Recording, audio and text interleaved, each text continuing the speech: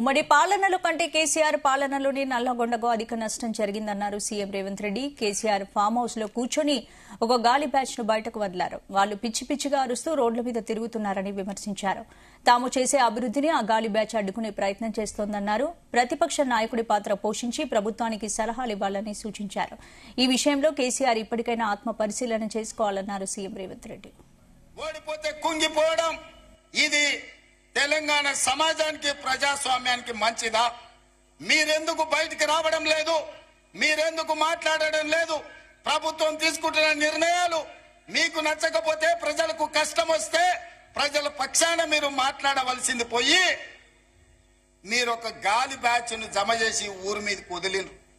వాళ్ళ మాటలు ఎప్పుడైనా మీరు విన్నారా? చంద్రశేఖరరావు గారు ఏం మాట్లాడుతున్నారో, ఏం చేస్తున్నారో.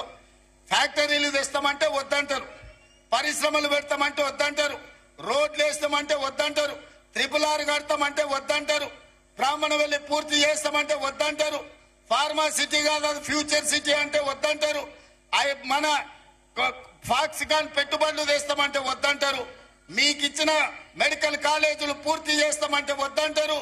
ఈ రోజు ఏది అయినా వద్దనడం తప్ప ఇంకొక మాటనే వాళ్ళకి తెలుస్తలేదు.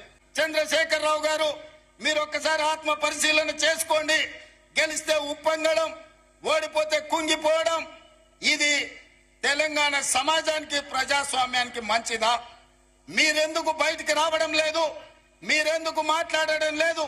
ప్రభుత్వం తీసుకుంటున్న నిర్ణయాలు మీకు నచ్చకపోతే, ప్రజలకు కష్టం వస్తే ప్రజల పక్షాన మీరు మాట్లాడవలసింది పోయి మీరు ఒక గాలి బ్యాచ్ ను జమ చేసి ఊరి మీదకి వదిలిరు.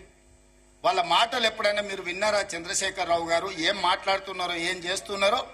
ఫ్యాక్టరీలు తెస్తామంటే వద్దంటారు, పరిశ్రమలు పెడతామంటే వద్దంటారు, రోడ్లు వేస్తామంటే వద్దంటారు, RRR కడతామంటే వద్దంటారు, బ్రాహ్మణ వెళ్ళి పూర్తి చేస్తామంటే వద్దంటారు, ఫార్మా సిటీ కాదు ఫ్యూచర్